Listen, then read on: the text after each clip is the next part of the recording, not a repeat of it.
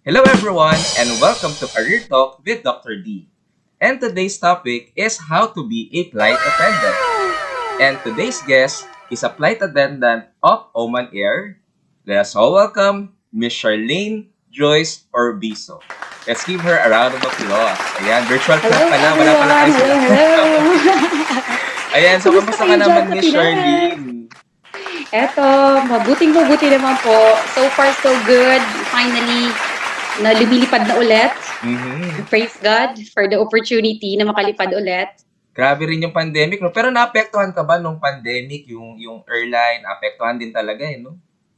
Super, parang kami nga po ata talaga yung parang naging basin ng Mhm. pandemic na parang kami talaga yung pinaka naapektuhan. Actually, dito sa Oman talagang Mhm. we completely shut down the airport, Mhm. walang may nakakapasok, wala ding may nakakalabas. So it was such a, parang grabe yung Mhm. experience na yun. It lasted for almost more than a year. It's almost Grabe, 2 years na oo. talagang andito lang kami sa bahay. Mm. Talagang nag-aantay lang kami kung kailan kami puwedeng lumipad. Mm, And mm. now, parang ngayon parang ngayon parang nagki-crave na ulit kami ng puwede ba may pahinga ulit Kasi sa sobrang tuloy-tuloy busy. naman.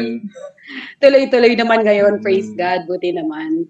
Okay, so let's start now our discussion and interview. And this is actually my first question for you. Now let's talk about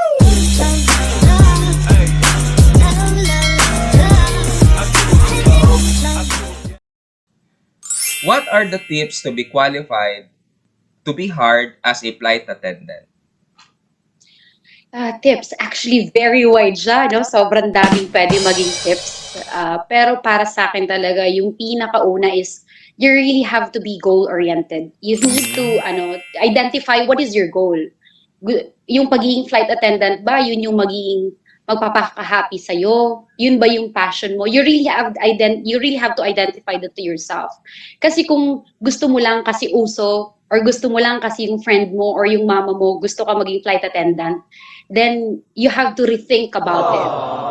Kailangan mo talaga siyang pag-isipan kasi parang ang gandang isipin, oh, flight attendant ka, ang ganda mo, Mhm. lagi kang nagta-travel, your benefits are always the best, 'di ba? Parang nakapag-travel ka in other countries for free, nakapag-stay ka sa mga luxury hotels everywhere in the world kung saan kayo may flight, but there's always a disadvantages and everything and an other side of the pasture, kumbaga. Mhm.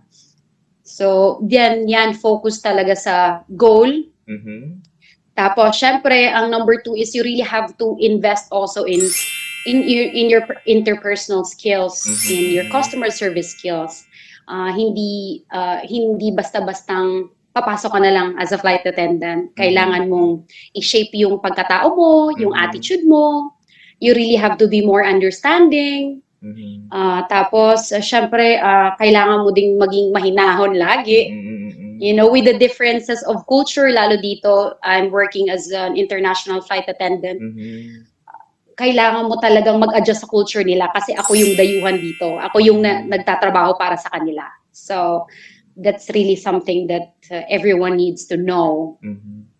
kung gusto talaga nila maging flight attendant. Tapos, syempre, yung customer service skills, Mhm. 'di ba? Kung if they really want to be a flight attendant, mas maganda na may experience tayo sa customer service, para pagdating mo, if ever na naging flight attendant ka, hindi magiging shocking sa'yo yung madadatnan Mhm. mo.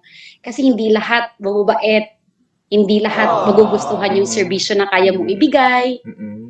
hindi lahat, kumbaga, masasatisfy mo agad. Mhm. Kumbaga So, may you mga really have masusungit na customers din, eh, 'no, mga passengers, 'no? super Mm, mm. Super. Actually, hindi lang minsan masusungit, may mga madadalas Hmm, talagang mm. they see you as an object, they see Hmm. you as a servant or Mm, something. mm. So that's why talagang we really have to emphasize na if sigurado ka na sa goal mo na maging flight attendant, you really have to shape as well yourself. Mhm. Talagang yung character mo, talagang kahit andyan ka lang sa bahay, dapat ipa-practice mo na yung paano kang Mhm. maging impatient. Mhm. Kailangan mo talagang maging patient sa buhay. Yung kahit nasa bahay ka lang, Mhm, mm. inuutusan ka ng nanay mo, dapat dun pa lang practicein muna sa pang-araw-araw Mhm. yung character.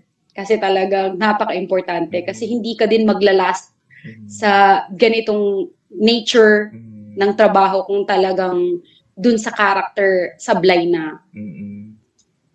Pero it comes with experience naman for Mm. sure. So, Okay.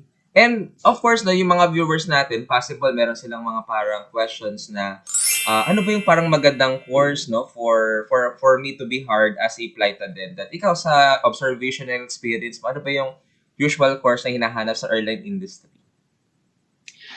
usually, mas maganda talaga pag may experience ka like sa travel management or tourism kasi syempre exposed ka na sa mga sa industry, sa airline and sa hospitality industry. Pero most of the time, they are also hiring someone who's good in communication. It could Mhm. be teachers or it could Mhm. be anyone. It could be Mhm. any course as long as hasa yung communication skills mo. Mhm. And another advantage then if you have a medical field experience or medical course.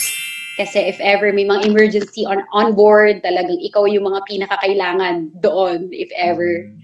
And syempre, if you have the experience in emergency, talagang yung alertness mo as a Mhm. person is mas mabilis kaysa sa mga walang experience in those Mhm. kind of scenarios.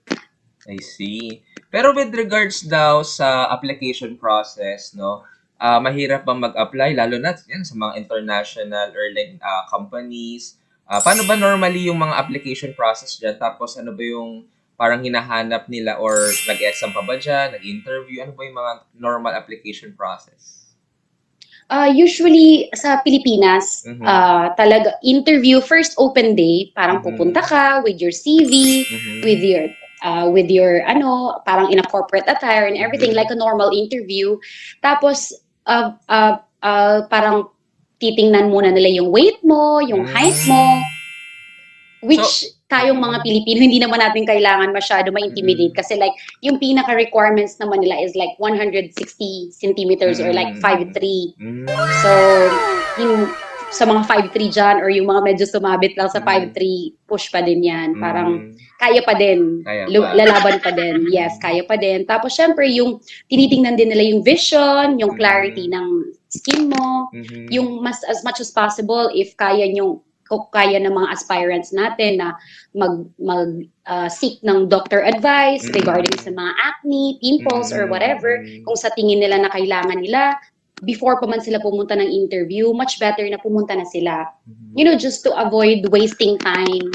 Kasi Mm. talaga, lalo sa Pilipinas, sobrang mahigpit talaga sila na parang Mm. naririnig-rinig ko lang sa mga Mhm. na-interview sa Pilipinas, Mhm. talagang pina-flashlightan yung face and yung skin, Mm. just to make sure na hindi mo siya tinatago under the makeup. Mhm. So, that's another thing, yung mag-invest ka talaga sa sarili mo, Mm. yung sa ngipin, which is another, pinaka-importante din naman sa field. Mhm. Kasi syempre, pag maganda yung ngipin mo, maganda ka na rin para sa kanila. Mm.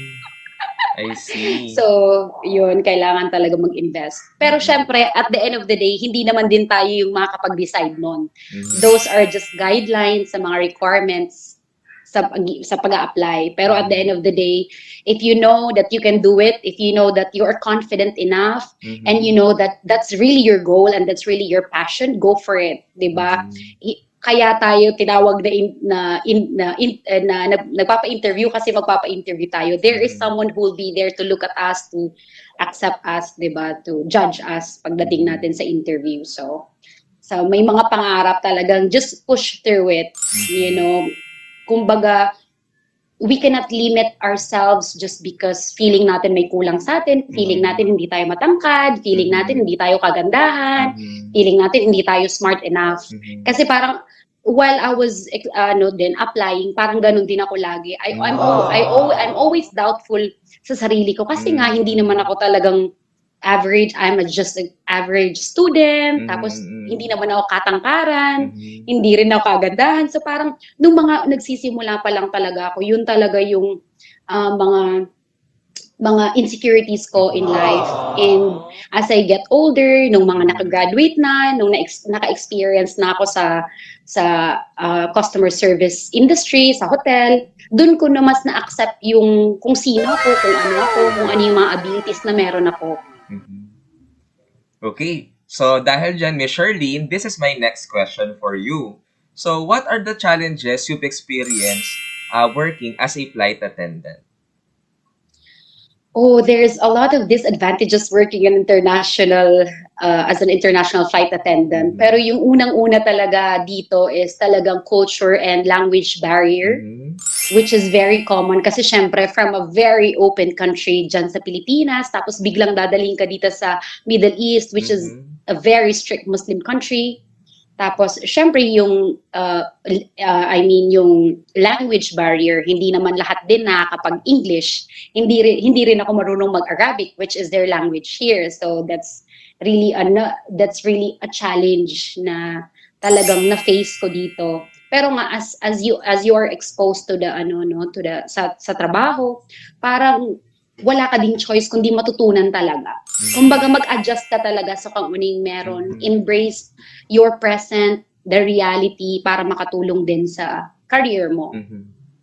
Hindi yung Okay. mag-aantay ka lang na, ay okay lang, sila na mag-adjust sa akin. Mhm. Diba? Hindi pwedeng yung mga tao, yung mga guest, yung employer natin yung mag-adjust. Dapat Mhm. tayo din mismo mag-invest din tayo sa learnings and Mhm. sa mga bagay na makakatulong talaga sa atin sa Mhm. advancement ng career Mhm. natin.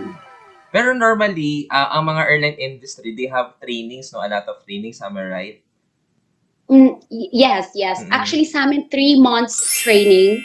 So, like, Mm. during the training, every day my written exam, my oral Mm. exam. Mm. Though, dinidiscuss naman siya every Mm. day. So, parang, yung exam na yon parang nakakatulong lang for you to remember things. Kasi nga, di ba, pag tinuro lang ng professor, which is you really Mm. know, kasi di ba, you're once a professor, alam mo Mm. talaga na pagka walang exam, yung mga estudyante, hindi nila iti-take things seriously. Parang, okay lang yan, pinag-aralan. Mag-aaral na lang ako sa major exam. Parang ganon. So parang, kaya naman, but at the same time, you really have to make an effort na ma-memorize yung mga tinuturo sa Mm. inyo. Mm. And palakasan talaga din ng loob. Mm. Kasi there are times na parang may mga practical exam kayo, may mga times na mag-jump and slide kayo, may mga drills. What if may emergency? Ano yung gagawin mo? What are the actions that you need to do? Ano yung mga commands? Paano mo i-handle yung mga pasahero mo by that time? Mm. If ever ikaw yung crew. So, at first, syempre, mahirap, Mhm. pero it comes with ano naman, training and exposure Mhm. and experience. So Mhm. I don't think so that's something that our aspirants need to be bothered. Kasi Mhm. lahat naman natututunan Yes, I at agree with that. na-enjoy. Mhm. Pero in relation naman with your co-workers, with your boss, wala naman ikaw naging problema or sometimes nagkakaroon ka rin ng concerns in relation with your co-workers or boss? Ganyan.